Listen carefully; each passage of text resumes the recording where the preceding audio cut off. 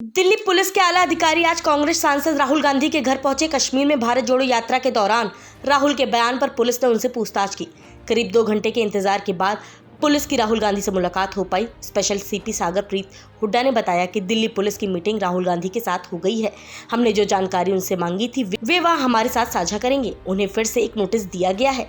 Notice उनके कार्यालय ने रिसीव किया है। दरअसल 16 मार्च को दिल्ली पुलिस ने राहुल गांधी को नोटिस दिया था, लेकिन राहुल ने उनका कोई जवाब नहीं दिया।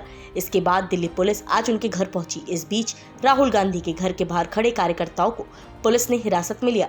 देखिए, आपको जानकारी है अभी कि 30 जनवरी को श्रीनगर में माननीय सांसद राहुल गांधी ने जो बयान दिया था उसमें ये बात कही थी कि उनको यात्रा के दौरान बहुत सारी महिलाएं मिली थी जो रो रही थी और उन्होंने बताया कि उनके साथ बलात्कार हुआ है, उनको मोलेस्ट किया गया है और उनके रिश्तेदार भी मोलेस्ट कर रहे हैं। तो ये एक बहुत ही सीरियस मैटर है।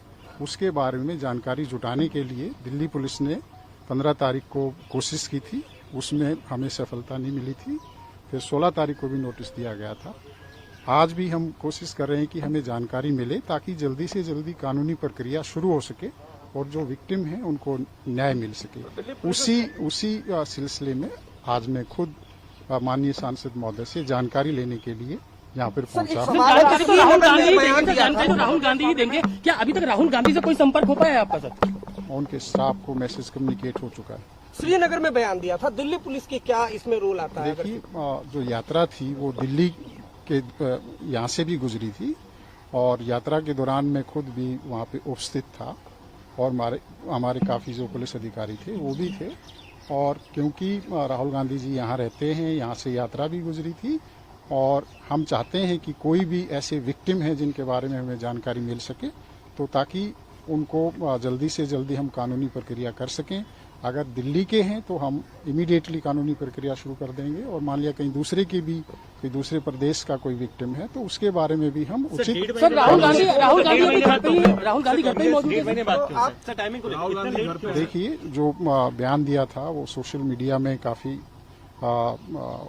स्प्रेड हुआ था। उसके बाद हमने उसको देखा, हमने इंटरनली अपना देखा कि दिल्ली के दौरान जो यात्रा थी क्या कुछ इस तरह की महिलाएं थी जो यात्रा के दौरान रो रही हों या राहुल गांधी जी से मिली हो।